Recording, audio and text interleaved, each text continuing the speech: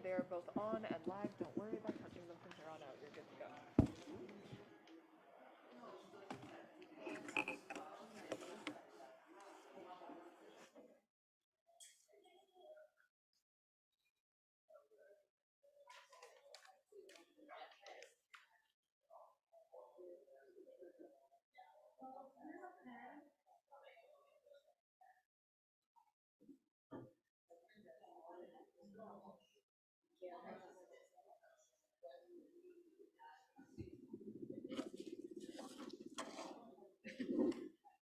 I wanted to write their names down.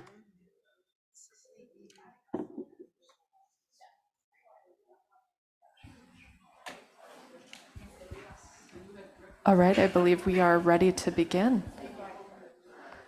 Hello, everyone, and welcome to Concordia University's Fourth Space. Thank you for joining us for engAGE Living Lab Showcase. To help situate you, we are streaming to YouTube live from Fourth Space, which is located on unceded Indigenous lands in engAGE, Montreal. At Fourth Space, we work with our university community to mobilize knowledge by co-creating daily activities to examine research questions and projects in development here at the university. We are running this event as a live stream meeting, so we welcome your comments and questions with a raised hand or via the chat if you're joining us by Zoom. For those of you in the space, if you'd like to participate, just let us know by raising a hand and we'll be sure to get a microphone to you. With that, it is now my pleasure to hand it over to Janice Timbotos, the primary investigator of the engAGE Living Lab. Good morning. Very happy to be here and want to thank, thank you. Is it on? Can you hear it?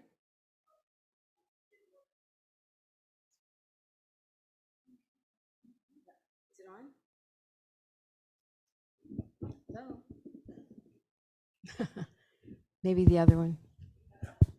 Oh, this might be working. Yeah, okay, thank you. Good morning. It's really nice to be here again today. We had a wonderful session yesterday, and thank you to our students that presented and everyone that's been working so hard to make this event possible. I also really want to thank Fourth Space this morning. Oh my goodness, it's just so incredible to be here in this beautiful space and to get so much help. Thank you to Douglas, Jax, Mackay. They've been our main go-to people and making this a very wonderful experience. So yeah, I would like to start today framing this session in terms of the history of where we started with the, actually it was just called the Science Shop at the time, but wanted to begin to highlight our researchers on this project called Meet Me at the Mall, the engAGE Living Lab project. The most beautiful thing about this project, in my opinion, is these three things that I've listed here. That this project has given us an opportunity to have a very incredible interdisciplinary experience with researchers in a very broad context. Basically, we had 7 Concordia researchers representing 6 different faculties. And this is very unusual to have this opportunity to do this. And then in addition to that, we had one very important community liaison, and that was Tracy Swim.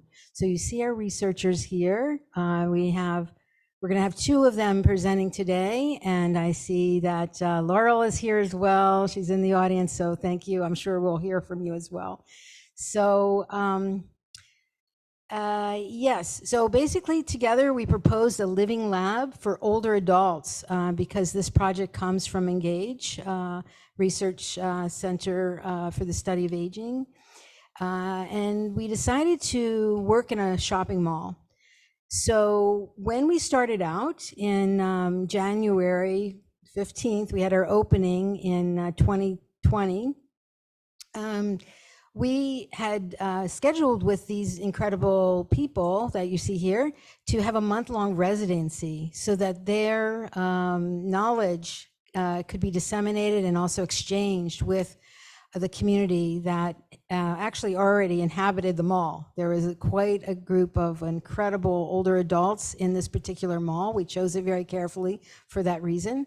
And so that begins our story.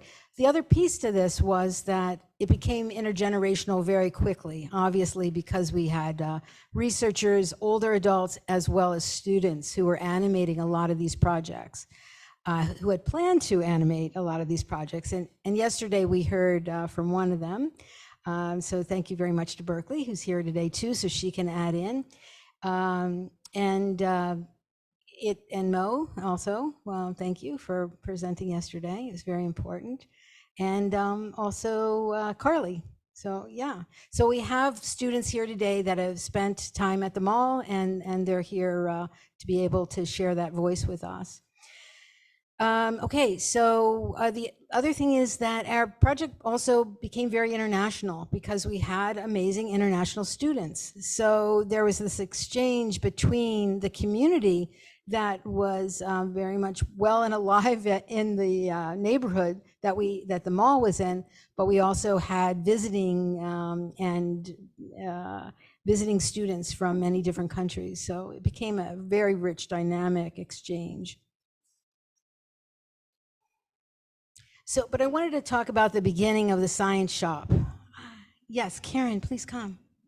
Join us. Yeah, thank you. Oh my goodness. Yeah, the metro gets its way again. Yeah. So when LaRouche Da was our first art hive in St. Henry, we called it the Community Art Studio and Science Shop because we had, from the very beginning in 2010, the intention of bringing together science and art, not only because we were from the university that privileges research as being a method of understanding the world, but we also wanted the community to feel like they were receiving the dissemination of that research, but also contributing to that research. So, so in that way, LaRouche Da, right at the beginning, we had this intention, and this is a lot of words, but it just shows you that in 2015 we began with the ideas of how to implement this great vision that we had around the science shop. And of course, we had done some research and we had studied with people from the Netherlands who had come to talk about their idea what a science shop was. And then we transformed that idea a little bit, especially by adding the creative piece. And with that, I just want to say that while we do our science shops, we also engage in art making. So I would like it, if you would like, please grab, we mainly have clay out today because thankfully Mo prepared it for us. But if you would like to just be holding something, please go ahead and grab some clay. And we have other art materials. You can walk around us to the Art Hive behind us. But adding the arts added an element that I think brought something new to research. And that's one of the areas we've been focusing on quite intensely. So basically, the science shop served as a safe and neutral place to engage in complex and often uncomfortable conversations, because what matters to the community may not be the same thing as what matters to the researchers. So this was a bridge that over time we've been building.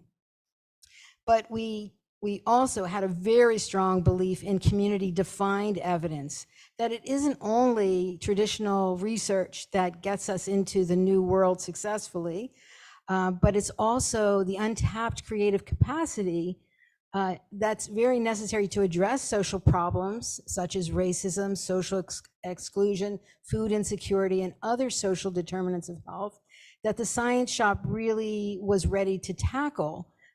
Because these things were what mattered to people. So the science shop became a place with materials and potential partnerships and resources to support these types of conversations, and in hopes of creating new knowledge. Okay, so I'm just giving you two examples of how we started the science shop. This is one of our collaborators in the engAGE Living Lab project. This is Dr. Jilson Lima, and he was presenting in NDG Park. He's a chemist from Vanier, and with him and his students, we were able to connect to a very interesting dynamic that began very scientifically. He would come in with chemistry ideas, and people were very curious about what it is that very, very curious, such as like, what is actually in our soil? Questions like that, because they were gardening. So everything that we began with was very relevant to the community that we were a part of. That led to a cluster of different science shops that really focused on the earth and indigenous methodologies, welcoming indigenous elders to participate with us. The other person who was very influential in the very beginning was Dr. Satoshi Akita. And he he's just retired, but he's a sociologist and teaches in the sociology department, taught in the sociology department. So he has a passion for food. So his ideas around food matched very well with people's concerns about food insecurities. So here we are meeting at La Ruche in the backyard. We had a beautiful garden, and we had our classroom in that space every summer. It was a very idyllic situation that we no longer have, primarily due to the gentrification of our community there. Okay, let's see how we doing. Okay, so this leads us directly to the beginning of our teapot chats, which until we had a space at the mall, we had our idea of Science Shop happening as a STEAM project, the science, technology, engineering, arts, and math that we were inviting people to contribute to. And here we are at our beginning of that. So that's much more 20, that would have been 2019 before we actually opened the mall. And then just the cluster of, we had every other week, we had science shops. They involved our scientists, researchers from the academy, because we no longer could meet in person. So those very short, sweet moments of being in person then became, we had a methodology that could be utilized online. And I'm happy that we had that, because otherwise I'm not sure how we could have continued. And just my last slide here, which I love, that research is much more than knowledge, cognitive exchange. It also is about people interacting with each other. This brings a whole other dynamic that I call the soul. It's not a religious term. It's very much about the energy. This quote here is very beautiful. Research with soul in mind. Soul defined as breath, spirited energy, the invisible animating entity which occupies the space between us. And truly that is what we engaged in at the mall space. So I'm going to pass it on to the facilitator of this session. Very happy to do that. And Melissa will carry it on from here. So, hello everyone. Welcome online as well, and in person. So I've been facilitating the Creative Science Shops with my colleague Carmen Oprah, and also other colleagues during the engAGE Living Lab. So we started online first, and then in person. We tried a hybrid, but there was challenges, so we decided to only do it in person or online. So for today, we're gonna have one, and I'm gonna focus with the person in here with us. Yes, because it's another format that we are having here today. So my name is Melissa Sokolov. I'm an art therapist and a supervisor for the engAGE Living Lab and the network also of the Art Hive network. I was in charge of the equity, diversity, and inclusion during the project. And now, well, every activities are in the same, with the same vision. So today we have 4 guests. And so the Creative Science Shop It's a way to, it's more as an exchange between researchers or people from the academic system to exchange with the community. So it's to make a bridge. And so today, it's also a creative science shop. So please, I invite you to grab some art materials during the activity. And so feel free to do it. It's also a place where we want people to feel a bit like home. So I have my little tea here. And yeah, just it's an exchange. Si vous préférez vous exprimer en français, simplement nous le dire et puis il y aura de la traduction par chuchotement. So there are going to be a whisper translation if needed. Please let us know. C'est ça.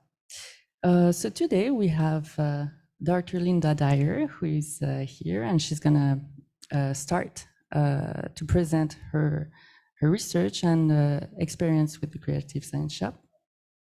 And then we're going to open it to the public if you want to interact.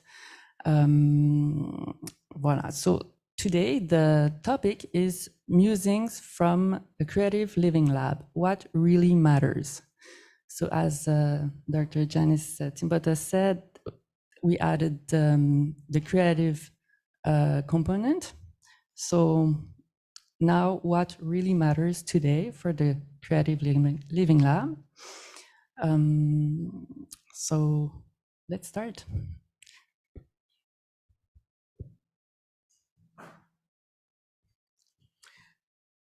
So thank you very much. I'm Linda Dyer. I'm a faculty member at the John Molson School of Business in the area of management. And my research focuses on careers. It focuses on how people, just go back. Oops, I'm going in the wrong direction.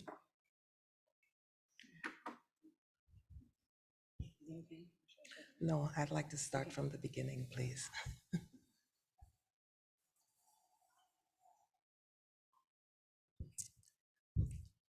Right, so thank you very much. Okay, so I look at careers and I look at how people age in their careers at the workplace, not only employees and managers, but also entrepreneurs.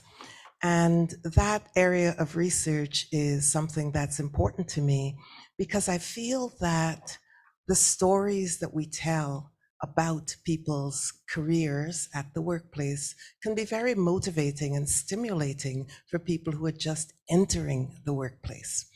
And so for the engAGE Living Lab, my colleague Stephanie Rule, my graduate student Angel Henshey, and myself, we put together the stories of 6 women who had brilliant careers, successful careers over the course of the last 100 years in Canada. And so I'm going to give you a whirlwind tour of some of the women we talked about and how that was presented in the Creative Living Lab at the Cavendish Mall. So the first person I want to talk about is Elsie McGill, and she was an aeronautical engineer who had a huge role to play in aircraft design and work in World War II.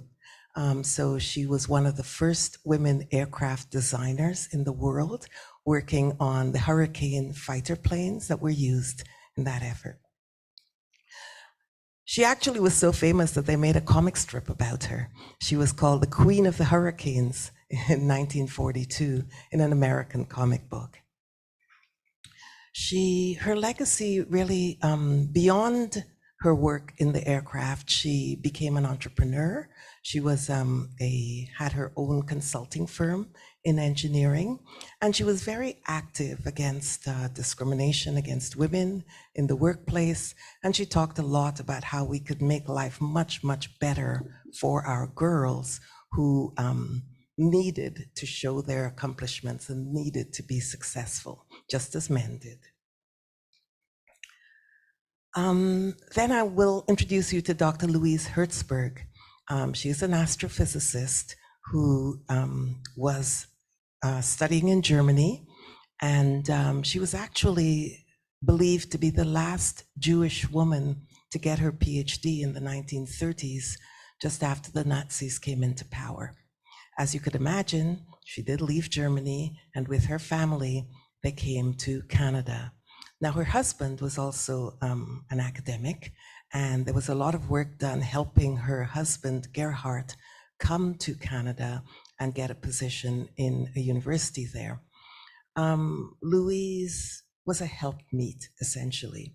She brought her parents over, she had her children, she reared her family, but it was a real struggle for her to get into the workplace, though eventually she did. She was working in Ottawa as an astrophysicist, and she was inspirational to many women scientists. So when she passed away, there were things that were said to her son about the fact that working for Louise was really pleasant, very rewarding. She was a woman scientist with a passion and an excitement for science. Now let's move quickly on to Moira Dunbar, and she was the ice lady. She did research in Arctic ice. Originally, she was from England. She too came to Canada, and she was one of the first women to do scientific research in the Canadian icebreakers, the big boats that go up through the ice in the Arctic. And she was one of the first women to fly over the North Pole. This was not easy for her. She actually had to go to the deputy minister to get permission to be on these icebreakers and the North Poles, because, and the aircraft flying over the North Pole, because it was men's business. But Moira was able to push through that and to become a very successful researcher. Her legacy is such that when she got her Massey Medal, it was said that no one intending to do anything in northern transportation is likely to get very far without making the use of Moira Dunbar's research. Let's hurry on now to somebody in the arts, Ludmila Shiriev. She's known as the mother of dance in Quebec. And she too left Europe, came to Canada, and created Les Ballets Shiriev. And it was a real innovation for us here in Montreal. She had performances on the CBC, and her ballet troupe was renamed Les Grands Ballets Canadiens, which of course is still with us. She also was a real pioneer in dance education. And these schools of dance continue to this day. I love this quote from her. She says, this country took us in as artists, no papers, no passports. But what did she have to offer? Her mission to contribute to the country was dance and her passion for dance. She was noted by a dance writer as the personification of her art. She was regal, she was humorous, whimsical, expanding dance horizons for everyone she met, a beautiful person. Also in the arts, we looked at and we studied the life of Daisy Peterson Sweeney, who was a pianist here in Montreal, a community leader, and she taught hundreds of children how to play the piano over the decades. And one of them was her younger brother, Oscar Peterson, who, as you know, went on to become a brilliant career, and our Concordia Concert Hall at Loyola is named after her. She also was a co-founder of the Jubilation Gospel Choir, and one that has made its mark over the years here in Montreal. This is a mural that's not far from where we are right now, And when she passed away, as her daughter said, there are few people who genuinely impact thousands of lives, and they remain silent, watching their seeds grow. This is what Daisy was. Finally, I'd like to introduce you to Doris Jelly. Of these women, she was the only one that we met.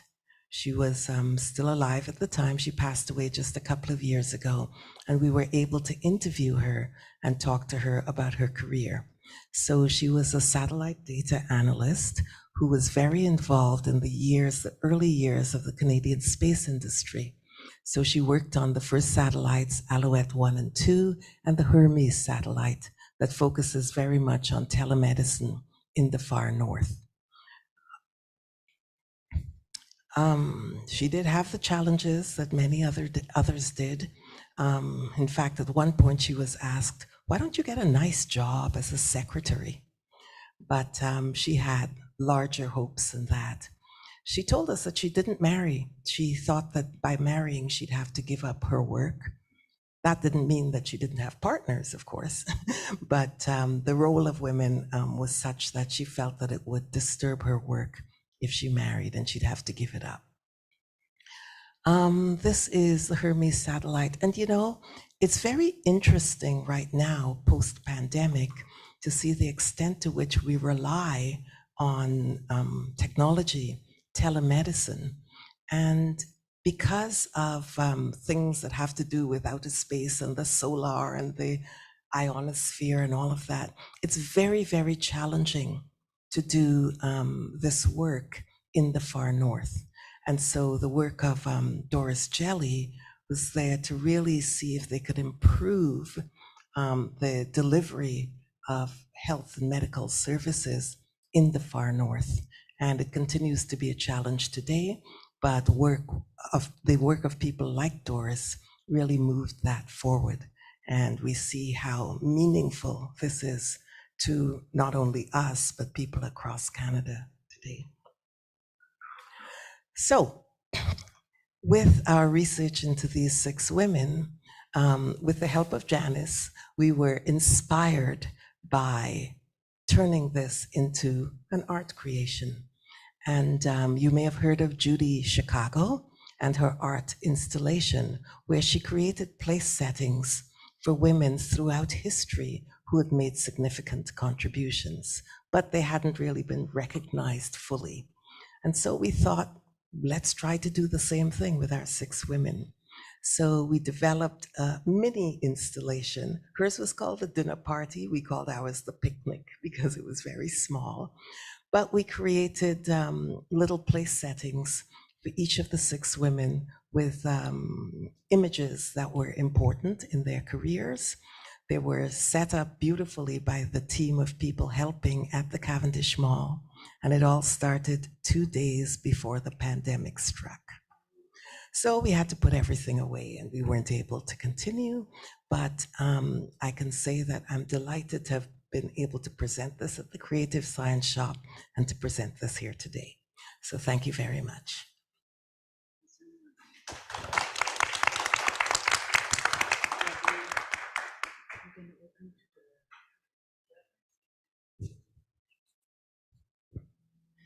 Thank you very much. So inspiring. I'm inspired by you, actually. You are one of the women that is inspiring because you bring a story, but not only yours. I mean, you are contributing to the just being here and sharing your work. So I'd like to open the floor to the public, the audience.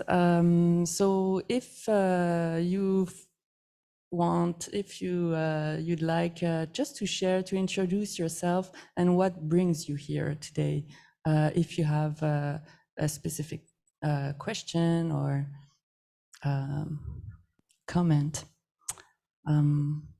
So please, yeah, you can say, and someone will bring you the micro.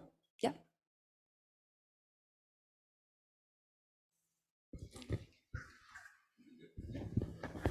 Thank you, Linda and everyone. I thought that it was very interesting that you talked of careers as stories. I think it's a really cool way to present someone's work history. And I was wondering if throughout, well, since you did that research project, did you receive other stories from people who said, there is also a woman in my past, and I want to share it with you?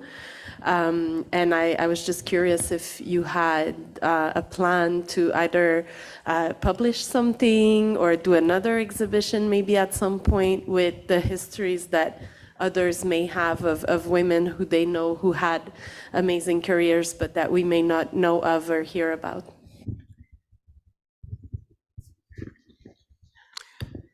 Thank you for the question. Yes, the answer is yes. The pandemic made things very difficult, but I know that we've done a little publishing, but there is somebody that I am raring to go with. She came from a very small town in Ontario, and she ended up with her own stockbroking firm, her own investment firm, and she's passed away now, but I have the go-ahead from her family to talk about her very inspiring career, and more so the fact that she helped very, very many people, including me, when I was a raw undergraduate. She helped us have higher aspirations for ourselves and to be able to move forward with confidence. So yes, there are at least two people like that. I'd like to start with this particular woman, whom I won't name yet, but I think that these stories really make a difference. And our graduate student who worked with us at the time also got very involved in working with engineering and people like that. And she's now moved on to do her PhD at Carleton University. So I think that it's true that these stories, they're stimulating, they're wonderful, and they can move us all forward, not just as women, but as all people who feel the need to get excited and to build their confidence for a career.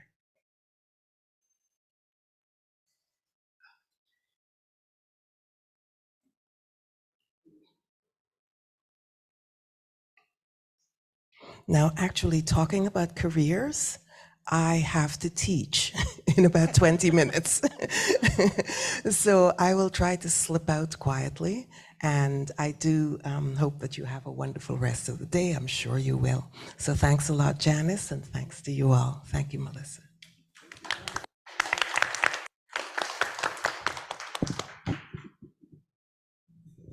Okay, thank you. So we're gonna continue with Gilles Chiasson. So he's a member of the engAGE Living Lab, a community from the community at the Cavendish Mall. He has presented his story of learning differently, despite heavy barriers in the academic system against dyslexia. The Creative Science Shop topic was learning differently is motivating. And so during this science shop, we explore alternative learning methods in communities and at all ages. So. Bonjour, greetings. Oh, it works. I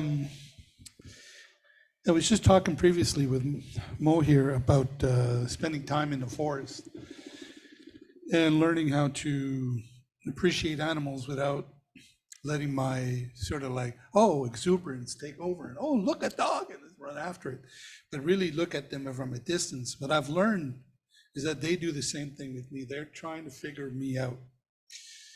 And I found that it was a very peaceful kind of feeling to know that they're as interested in me as I am in them. And that I am obligated in some way to recognize who they are, so that if I see them again, I can sort of bow and say, yes, we know each other, without having to do the sort of grabby thing. And I say this because I think sometimes when it comes to education, in my experience, learning is a very loud, aggressive thing, and it doesn't really bode well for someone who's either a little bit introverted or quiet or reserved. They're not going to fit in. You have to stand out. You have to be extroverted. You have to be a personality. You have to want success. You have to want all the things they tell you to want, but it doesn't serve a lot of people. And it's interesting because what Dr. Dyer was talking about women, I just had a quick flashback and I said, who are the most important career women in my family? And I could only come up with one, and it was my mother's godmother, who's her aunt, is Antonine Maillet, the author of La Sagouine. And she was a world-renowned, well-respected writer. She had to make compromises too, or what are perceived as compromises. I'm not so sure that they were really, in fact. I think, and I can see how they face similar challenges, because in some ways they were probably told, well, you know, what's expected of you is this, and then marriage, children, and then that's your life. And to dare walk out of that box might have been perceived as an act of rebellion, but they had to be that way to begin with. They had to be who they were. They wanted to sort of not follow the mold. My point being is that sometimes in education, it's so rote, and so you have to follow it this way, you have to do it that way, you have to add 2 + 2, and it's got to be 4, because we're not here to listen to you challenge what we're teaching you. We're here to tell you how to operate the machine, how to become part of the thing. Now, I know in my case, on a personal level, that wasn't working for me. I felt a lot of pressure to be a certain thing, and I had felt that from my family of origin to begin with. And then when I got into school, it just felt that was reinforced over and over again. And as I look back now, the times I've learned the most is usually when I'm off. I'm not really on in any way. I'm just part of the furniture, so to speak. And I listen and I just take in a whole lot of information. For me, most of the education I experienced was, especially in that organized academic sense, in school, as it were, felt forced. I had to achieve a grade. I had to, because you got to move up, you're going to go into 3, and you're going to go into 4, and you have to meet these criteria. That wasn't working for me. I wanted to opt out of that. It was not comfortable for me to constantly put myself under sort of a judgmental pressure that I don't even want to put on myself, let alone have it done by others. So again, I come back to what Dr. Dyer was talking about, women in careers, and I sort of kind of have an affinity for where they had to break the mold. That is a really admirable thing. And I can imagine that any time in their lives, they might have thought, okay, I'm finally free. And someone grabs them by the ankle and tries to drag them back down. And no, you're going to be a woman, and we're going to tell you what that is. And in that similarity, I felt too. And I think I want to bring up my brother. He came out as a gay man back in, I believe, in 91 or 92. And I remember the power that was for him, because he could finally be who he really wanted to be with me and not have the charade of his personality get in the way, because it was a very oppressive thing that he was being perceived to do. He was being gay. He was going against the standards that society had decided that's not good enough.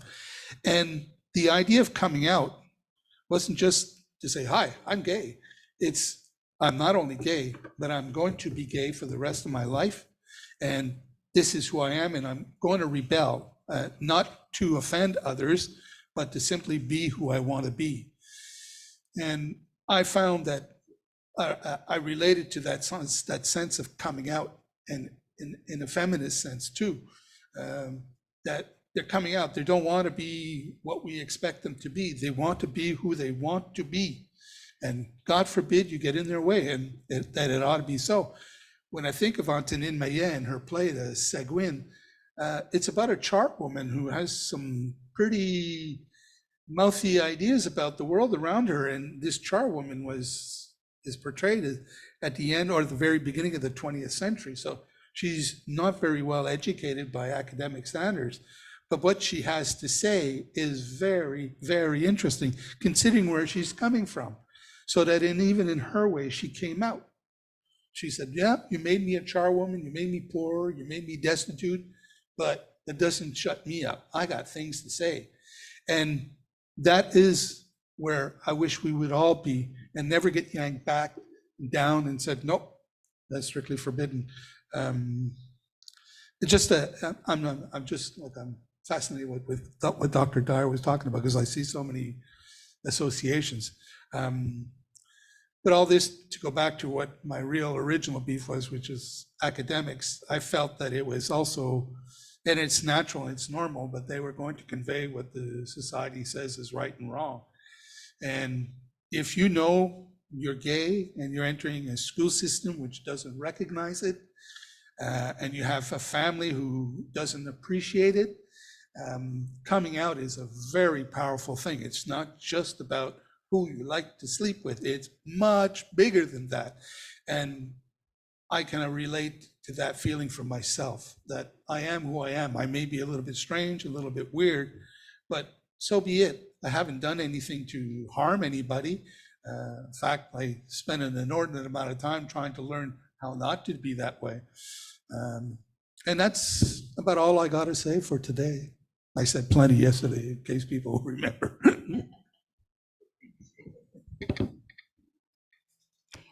Thank you very much, Gil. Very inspiring too for myself. So I'm wondering if someone would like to introduce themselves, or I can also just pass the mic. Yes.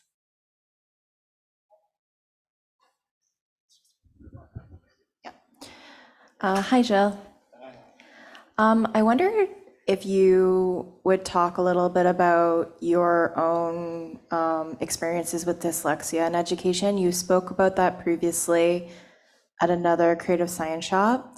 I see how that parallels the story of your brother and the challenges there, but if you're comfortable, I feel like that's a really powerful story and something I've been moved by when you've shared that with the community. Fair enough. My family was a lower middle class family.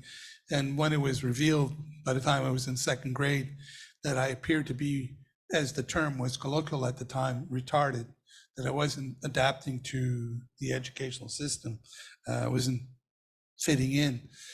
And there was a hint that maybe I needed some help. And my family's reaction, basically my parents, mostly my father, was, well, we're just toughing them up and we'll force them through the system. And well, that didn't work. And by the time I was in grade 5, I was held back and had to do summer school. The feeling I got at the time was, I'm really locked in a role, in a narrative. I, first of all, have no understanding how it came to be, because I don't even understand that I'm dyslexic. I only found that out in my early 50s, that that's what it was. But I knew I was struggling, and I knew I was asking for help. But I also knew that, especially in the context of my family, there was a lot of resistance. On a moral level, I was viewed as having a character problem. I would then develop into an ADHD type personality, given the dyslexia and the difficulties I was managing. So a part of me kind of understood I was difficult to deal with, but a part of me also understood that I'm not who you think I am. I'm not this sort of willful, stubborn kind of person who doesn't want to get better. And that was a big struggle for me because I couldn't really talk about it. It wasn't much until high school that I had one teacher, Sal Denise, what was her name? I only remember Sal Denise. Anyways, and she made an effort to help me with my mathematics, sort of after class type of thing for a few months. And she, in her own sort of gentle sort of way, tried to remind me that, well, math isn't your thing, but that shouldn't define you. That shouldn't be a way that you measure yourself. So in a sense, she was doing something of an inventory of me to see where my limitations were. And she was politely trying to tell me that she may have, I didn't pick it up on it, but you know, she had to be diplomatic about these things. But she was trying to tell me that you may be struggling with more than you're aware of. This kind of gave me a little bit of a confidence, because I was absolutely certain that most of the teachers thought I was stupid and I was probably acting out and all other things. But she at least took the time to really sit down and get to know me and try to work on my mathematics. By the time I was out of high school, I was pretty much sure that I wasn't like anybody else around. And in a way, I can say that I was very much like my brother. I was sort of imprisoned with a certain sense of myself that I wasn't really allowed to share openly, because that would be viewed as a negative, that you're not fitting in and all those other things. So education for me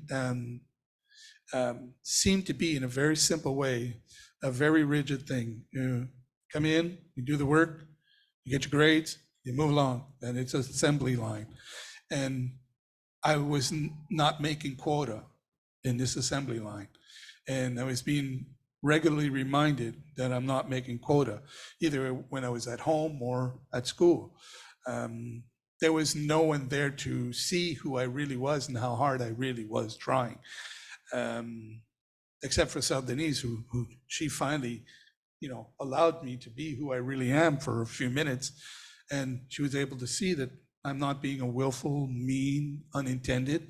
I'm trying very hard. She was able to feed that back to me and give me a little bit of confidence. And all the while saying that, you know, just because you don't know your math doesn't mean you're not going to have a good life. It just means that that's not your thing. And with all due respect to her efforts, I did graduate in the top 5%, no, top 2 percentile in arts. So I must have been doing something right. And that, I often refer to art as sort of my saving grace, but for art, I don't know where I would have been in life.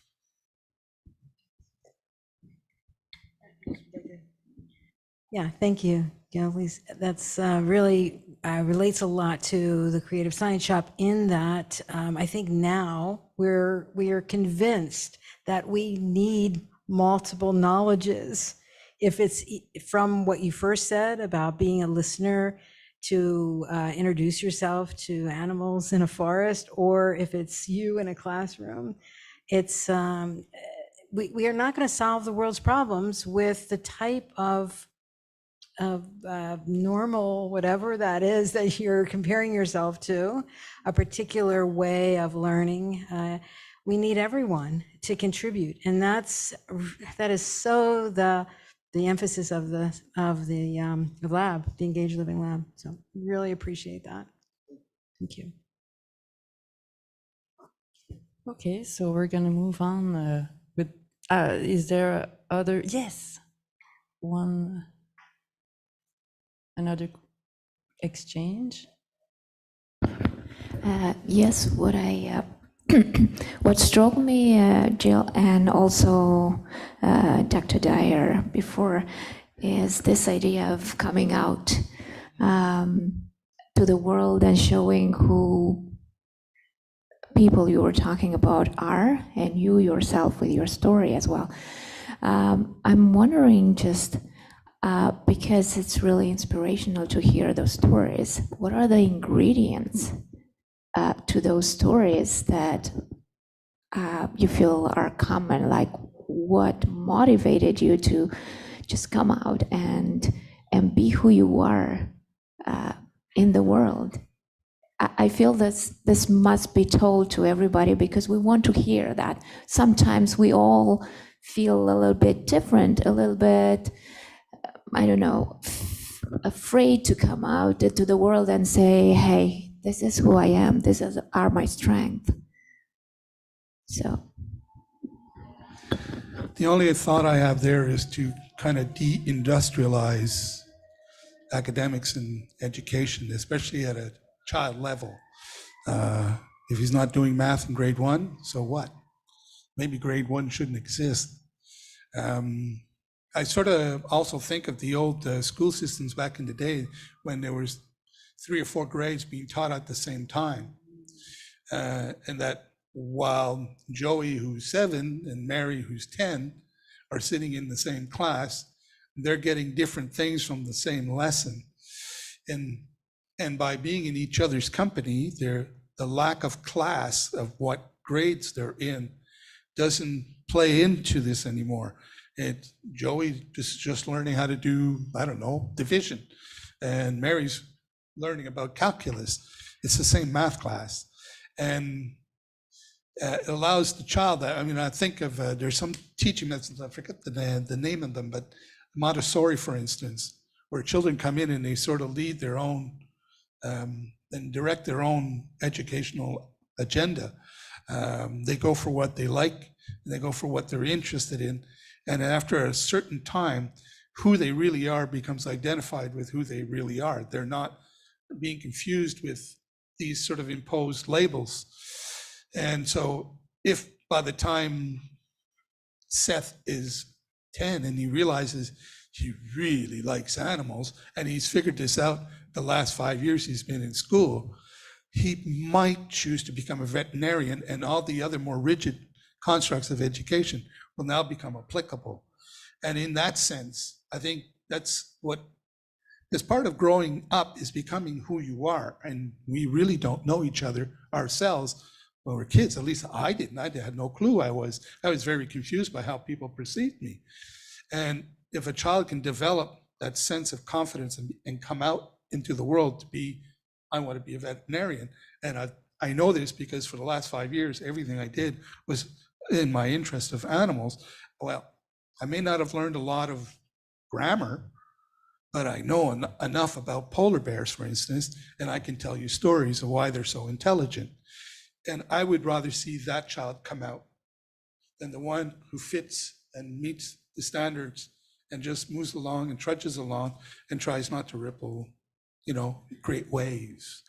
So in that sense, that's kind of where I see, I would like to see more education be like.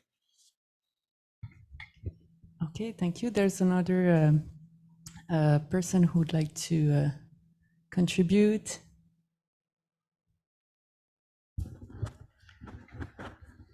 Thank you for your words, Gilles. It's, as I listen to your roundtable and the words of Dr. Dyer, I'm struck by the importance of telling stories and sharing those stories, and particularly with younger folk.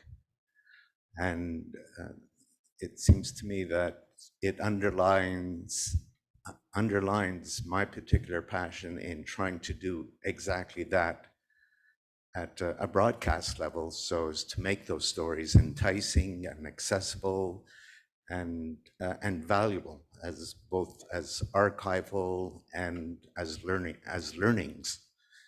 So I just want to say thank you for sharing the stories. Thank you to the ELL for making this possible. And it kind of bolsters my determination to get my project more in this center of things, perhaps with your help. Thank you. Thank you. Okay, there's another person who'd like to contribute.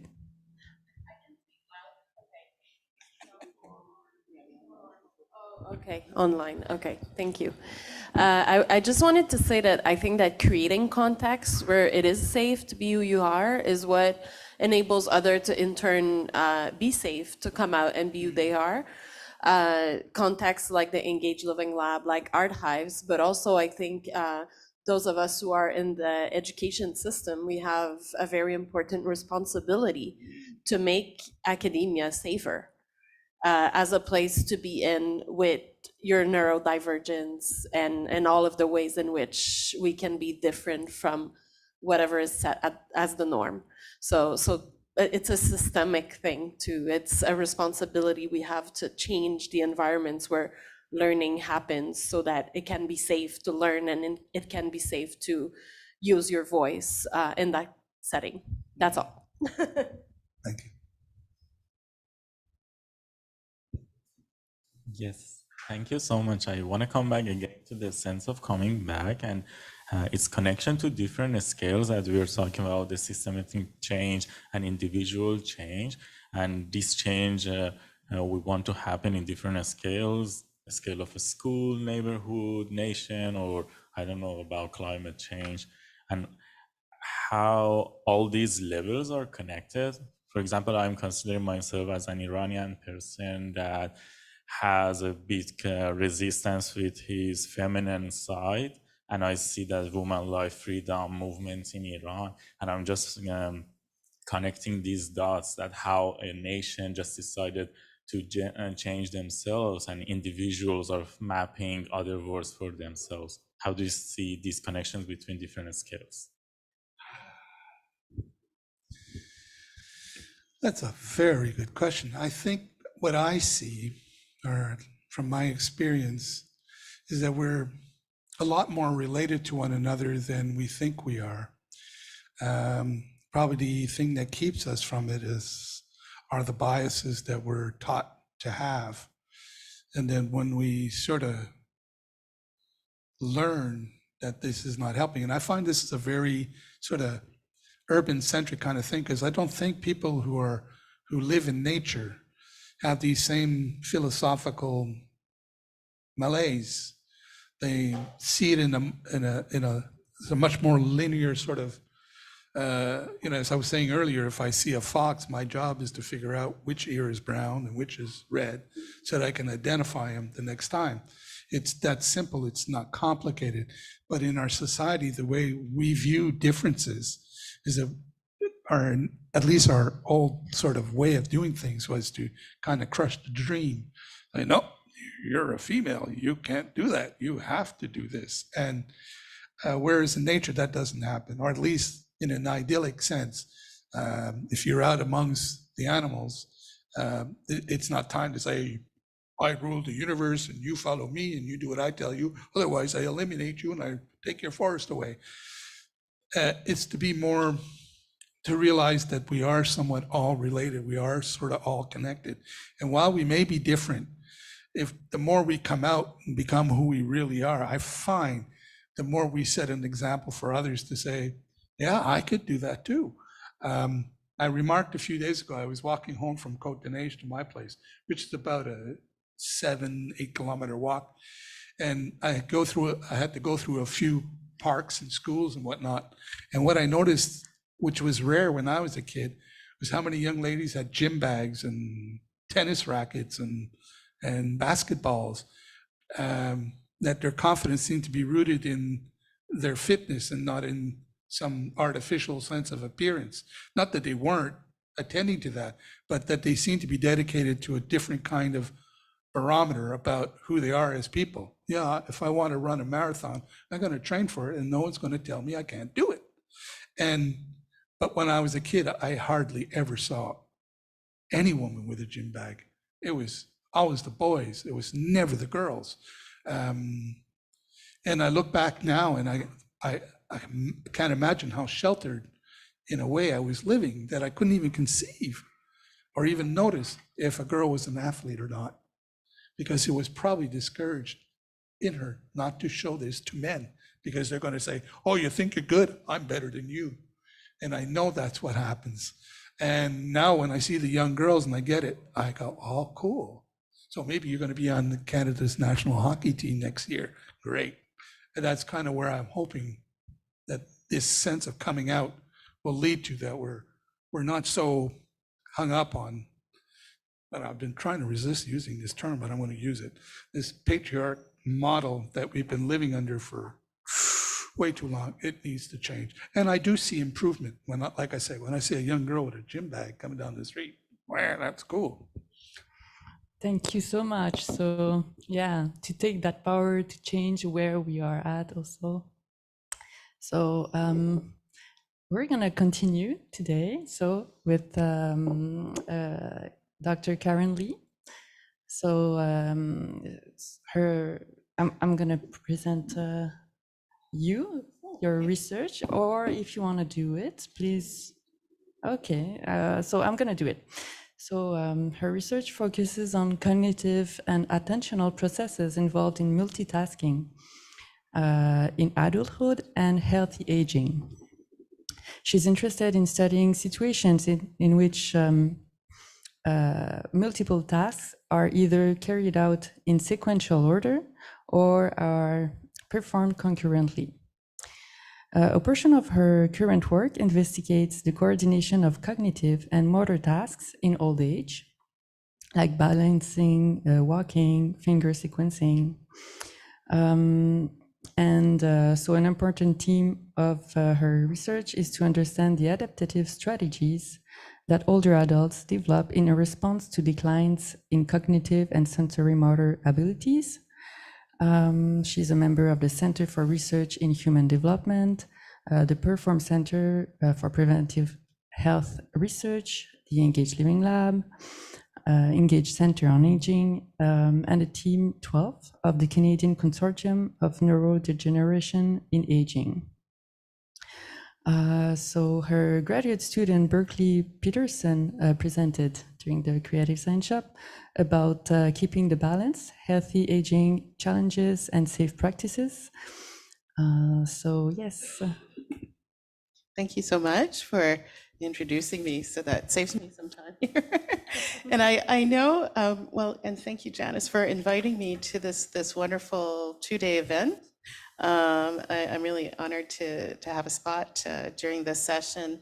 So you've just heard a professor in psychology, but I think that when I have participated in past science shops and discussions and everything, I've learned through those experiences that you go where the conversation takes you. And so I've been really inspired by what I've heard from Gilles and from Linda Dyer today. And it's just sort of triggered some reflections of, what it's like to sort of develop your identity, your scientific identity, and so on. And I do remember as a trainee, as a doctoral student, I found myself not in a therapeutic training environment. So I'm a research psychologist and not a clinical psychologist. So I don't really know that much about doing therapy, but because of where I trained at University of Toronto, this was among pretty much all male faculty. And I think there were 2 women on faculty, one very junior and one very senior. And all white. So, there were people who had the attitude that, female graduate students really didn't have much of a place in research. Maybe you'd be better off helping people and doing therapy. So, but they didn't offer that kind of training, and that's not what I was after. But, that's the sort of thing that you absorb and you sort of shake off because you're in the program. They have to deal with you because you're there. And certainly there were other female graduate students, and so I didn't feel like I was in the minority, at least not for that reason. But that was a training ground that really emphasized and valued and rewarded pursuing research questions that were kind of fundamental, mechanistic, very basic, and not applied. And the reason I say this is because through my PhD work and then a series of different postdoc experiences, I got very excited about trying to understand at that very basic mechanistic level what goes on in older adults that are kind of naturally changing, sort of the typical things that we all experience even before we become seniors, and sort of midlife and even earlier in some cases. But how that all kind of translates into everyday activity. So the word multitasking, Melissa brought up, and it's something that it really is a central focus what we do in my research lab.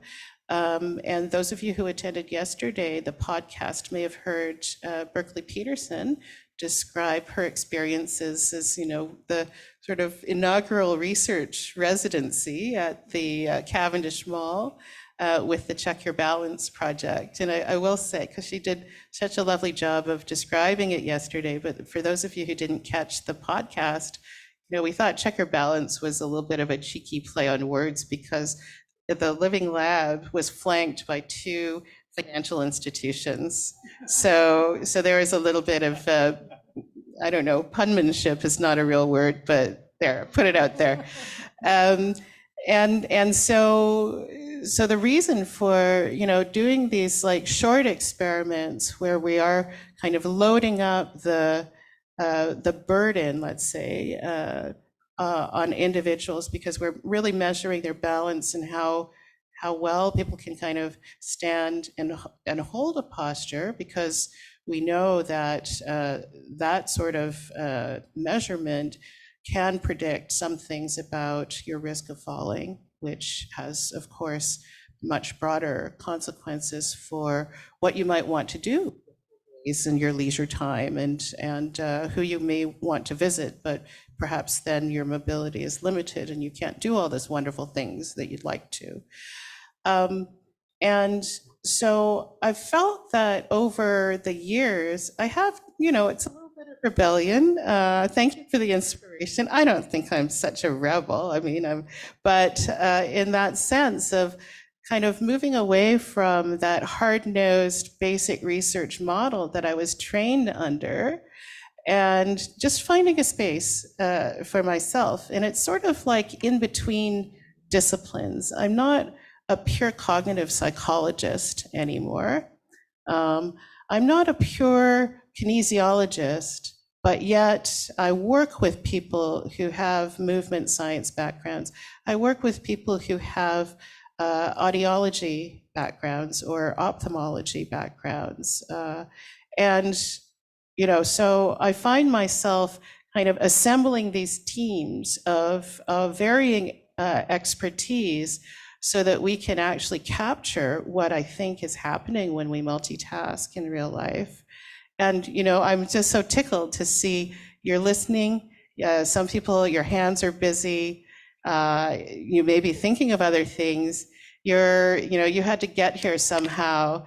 So that's like really, if you break it down, it's multitasking in the sense that we're using our hearing, we're using our vision, we're using planning, right? So cognition, memory to some extent. And of course, we're in motion. And we're rarely, I know we've been sitting here for a while and I've been tempted to ask everybody to get out, but maybe we can, do that in a little bit and just kind of shake things out. But we're in motion, but we don't purely do that. And when we're kind of engaged in thought, we're very rarely not in motion at the same time. We're doing something, even if it's not with our gross motor muscles, we're doing something with our fine motor muscles. And we're holding our posture so we're not slumped over. Maybe we're sitting up a little more straight or whatnot. So that multitasking, it's a messy business to understand and to research scientifically. But maybe that's my rebellion, is like I kind of threw myself into this kind of mess and that variability and all of these factors that alone one could make a full career of studying. But I'd rather deal with something and try to understand it because there's more, for me, intuitive appeal in terms of how that translates to something outside of the lab that matters to people, young and old.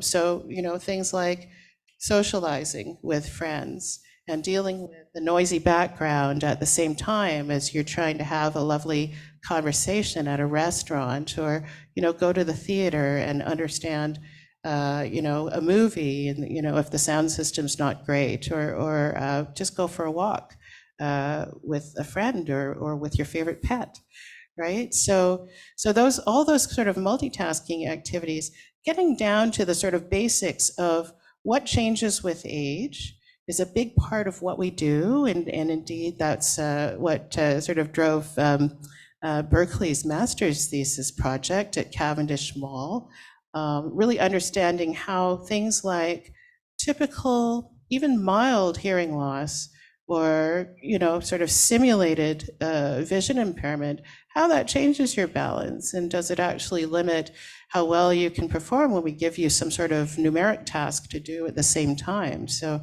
that's sort of the basic side of things. But I think the other side of the same coin is once we're able to understand and localize or identify some of those very age-sensitive processes, and we have, I think, successfully identified some of those. Very generically, I'll call them cognitive control processes. So things that, when you're supposed to be doing a certain task, but you have enticing balls of clay in front of you that are tempting you and making you want to grab one and do something creative with it. That's cognitive, that's kind of a behavioral control, right? You're exerting a little bit of energy and intention to control your attention.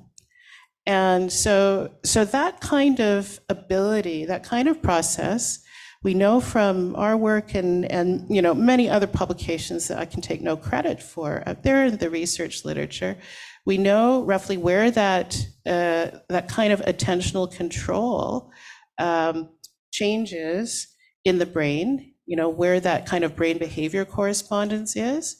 So then, as I said, the other side of the same coin is once we have identified some of these processes, then we get to work in trying to devise training interventions to try and strengthen those things so that we can maintain good, fluent multitasking and ease of doing our activities.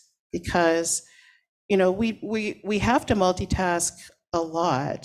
Sometimes we can say, okay, well, just let me sit down and I can think about this more clearly. But sometimes life doesn't afford you that flexibility, and you really have to kind of react in the moment. So how can we strengthen these abilities? Well, one approach that we've taken in a number of studies is to give people computerized brain training. And, I wouldn't ever say that all commercial packages are good for you, or Sudoku is good for you, or this and that is good for you. It seems like you have to hit on that very kind of specific process and brain area and really strengthen that. And that has to be relevant for the outcome that you actually want to improve. So in our case, multitasking, often we assess with a balanced task, like what Berkeley did at Cavendish Mall. In the lab at Concordia, Loyola campus, we may put people through their paces by having them walk in a circular pattern in a room, or even walk on a treadmill. And of course, we measure everything down to like the muscle contractions and the angles of your joints and the rhythm of your walking and so forth, to see if we can improve that through that computerized brain training. Sometimes we do a combination of the computerized training and exercise. And it's not really heavy duty exercise. It's really sort of light to moderate cycling on a recumbent cycle, or some walking on a treadmill to get your heart rate up a little bit, but not to the point of exhaustion. But if you do this for 2 or 3 times a week for 30 to 50 minutes, 60 minutes perhaps, we can see some clinically meaningful improvements in balancing. I'm in part a co-researcher, I guess, a co-investigator on this national effort about neurodegeneration and dementia. And we have a clinical trial that combines the aerobic exercise and the brain training. And we've been able to show in a recent publication that there have been improvements in some of those clinical scores that, like, your doctor or a neurologist would administer to assess whether there is any concern or evidence of cognitive impairment. So these are, I think, clinically meaningful and encouraging changes that do require repeated kind of practice and adherence to the training, but we're talking about 6 weeks to 12 weeks of involvement before you can see changes. So I take that as quite encouraging. The thing that I find challenging, though, is when we do follow up with people, maybe at the 3-month mark after they've exited the study, how are they doing? And have their cognitive performance levels come back down, or have their balance scores changed for the worse because they have stopped doing the intervention? And I think that's really where, like, the engAGE Living Lab and the engAGE Center itself really plays a very valuable role in saying, what do people do outside of studies? And how can we encourage more participation? And so something like a living lab or an Art Hive, I think, my fantasy is to have like a media spa / brain spa, or some kind of multitasking offering as part of what brings people together. And then there's the social element if people are doing things together that I think makes things more enjoyable, and maybe it's something to look forward to, that social engagement as well.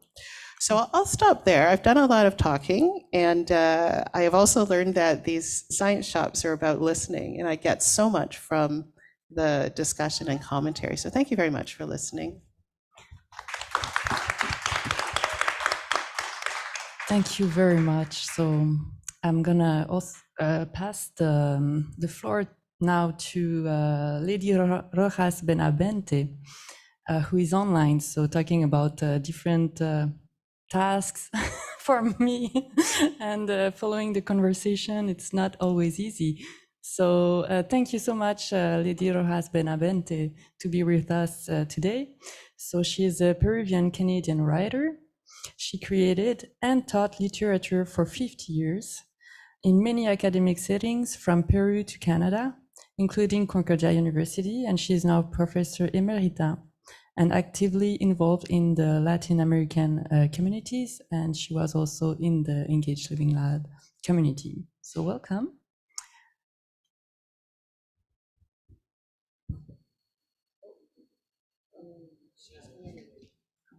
So we don't hear you. I think you are yeah. to unmute. Thank you. Yeah, I'm going to start a little, words of gratitude. So for this healthy community and security place of safety and trust to be ourselves with professional therapies, understanding and supporting people.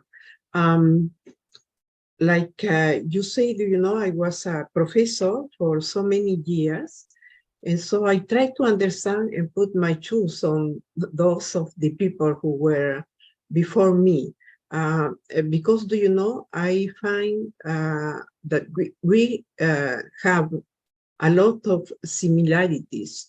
So like for this guy who is dyslexic, my older sister, who spent all his elementary studies suffering, from this sickness, and how my parents tried to help her. So she, finished her 11 years of studies in medical. Now she's a doctor.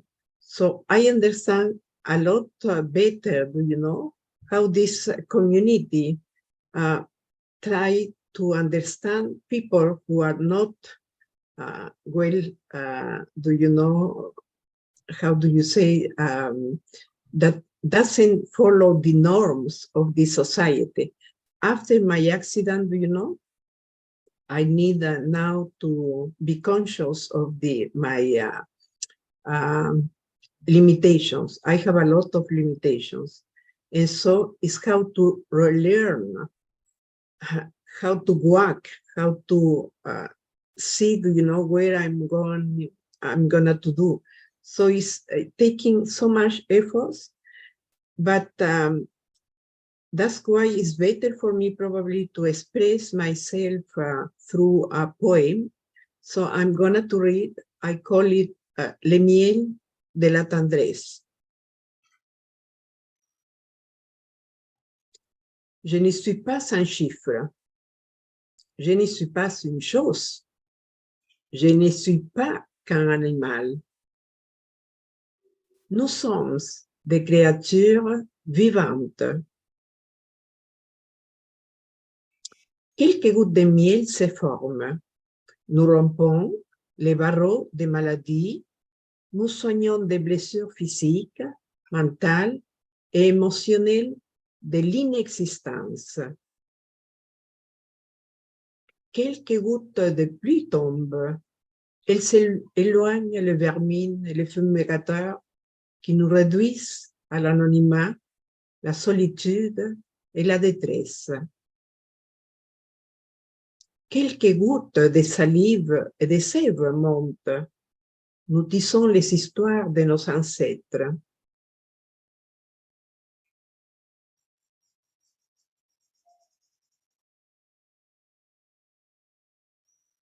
Nous sommes des abeilles des sages ruches. À l'arrivée de l'aurore, j'explore des fruits et les fleurs de mon propre jardin. Il arrive le temps de la récolte. Je ramasse des petites framboises si juteuses. Elles nous insufflent de la joie. J'accueille la splendeur et la beauté rose de l'hortensia. Une fois sortie de la parcelle nourrice, il suffit d'un vase avec de l'eau fraîche, de l'amour et d'un sourire. Nous la maintenons en vie un instant d'éternité. J'éloigne des bestioles du passé et des araignées du présent en récoltant des tomates cerises. J'arrache doucement des petites carottes sucrées. Leurs feuilles vertes s'attachent pleines d'espoir. Je remercie une de mes plantes jaunies. Je lui enlève des racines pleines de soleil. Je m'incline et avec de l'énergie renouvelée, je donne la bienvenue aux pommes de terre. Enveloppées dans leur tiède écosystème, elles sont émergées et poussées librement.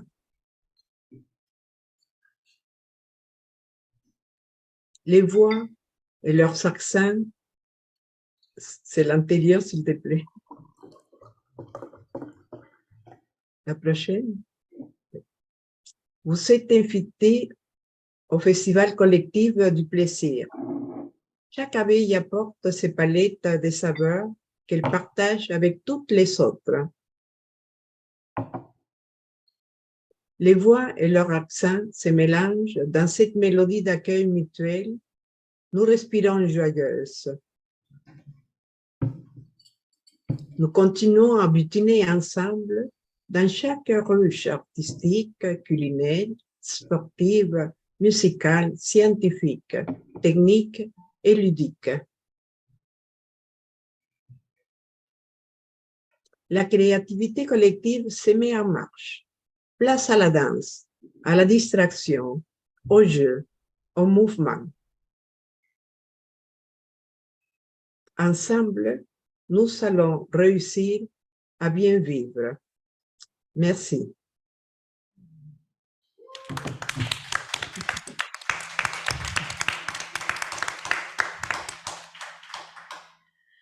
Alors, would you like to say something in English to just go to the core of your message from this poem?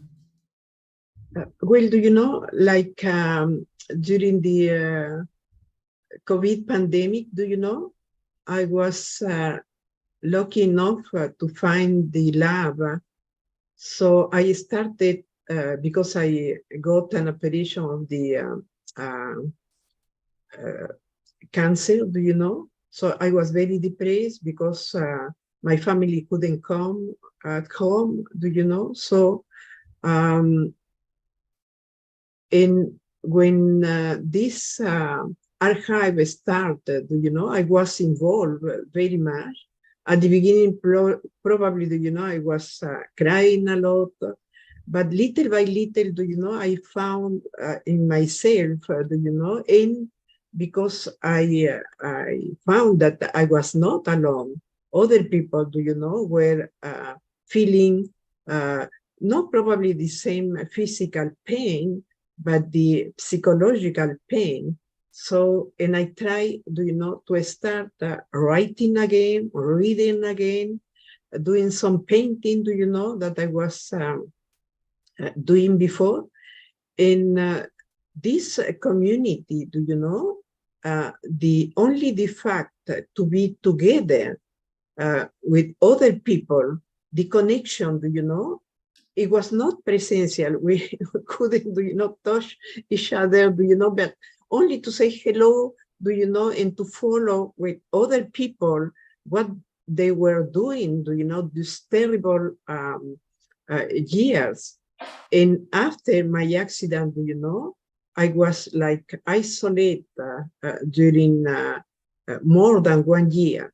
So it's little by little only this year, this 23 year, do you know, that I started again to participate, to go, do you know, to some places. And that's why I couldn't go to today, do you know, to be with you. But at least I can continue, do you know, to think that I have some hope in the humanity. And that is the essential for me. Do you know that through words, do you know, through feelings, through thinking, through idea and projects, do you know, we continue to, do you know, to describe how we connect with people who are different from us. Do you know? I was a professor.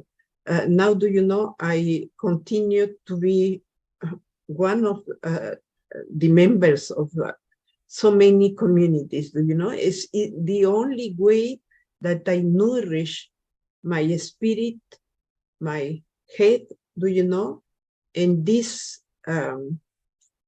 philosophy that I have, that the only way that we can continue is sharing, do you know, our projects, our experiences, and so our being, do you know, to be different in our society.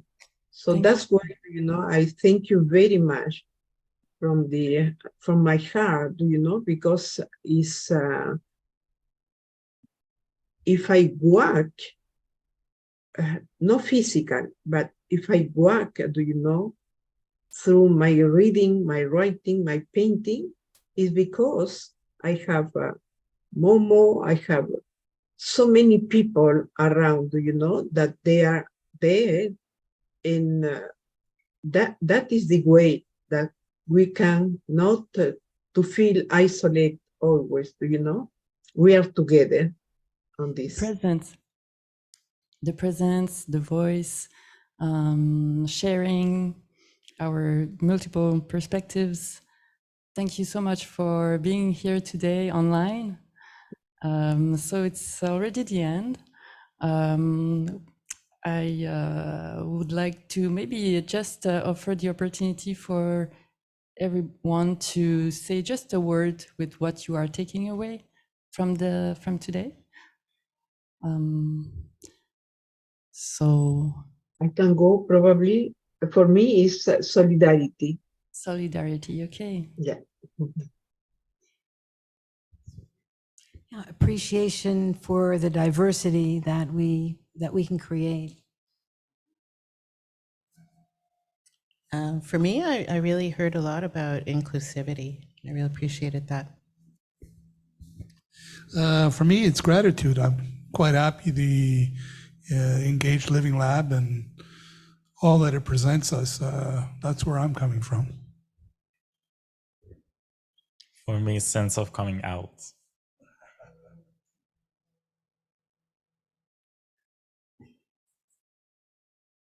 For me, it's le miel de la tendresse.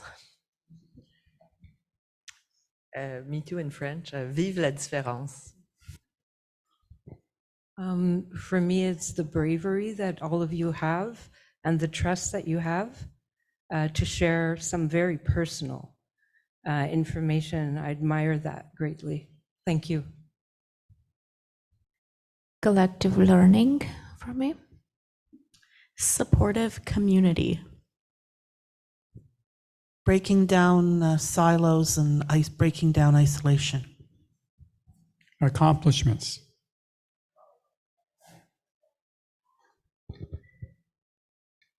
I've enjoyed everything so far, all of it.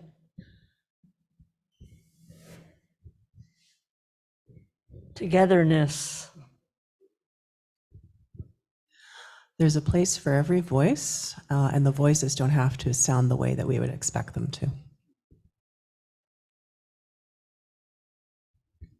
Synergy. I'll just pass the mic back. Do you want to share? Yeah. Yeah. Sharing, peace and joy for me. For me is collaboration and trustworthiness. Great place to do music.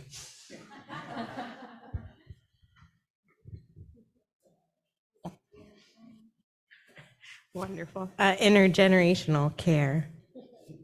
Do you have anything to say? But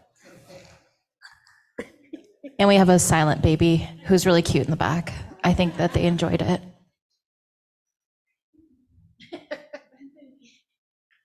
Okay, and for me, it's unexpected learnings.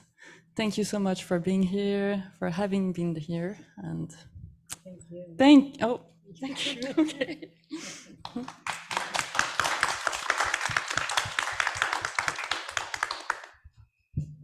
Thank you again for joining us. I believe we will be having a brief break until about 1 o'clock. Then there will be the research showcase with all of the pop-up groups and live music until about 3:30, which we will then return online. So we look forward to seeing you then.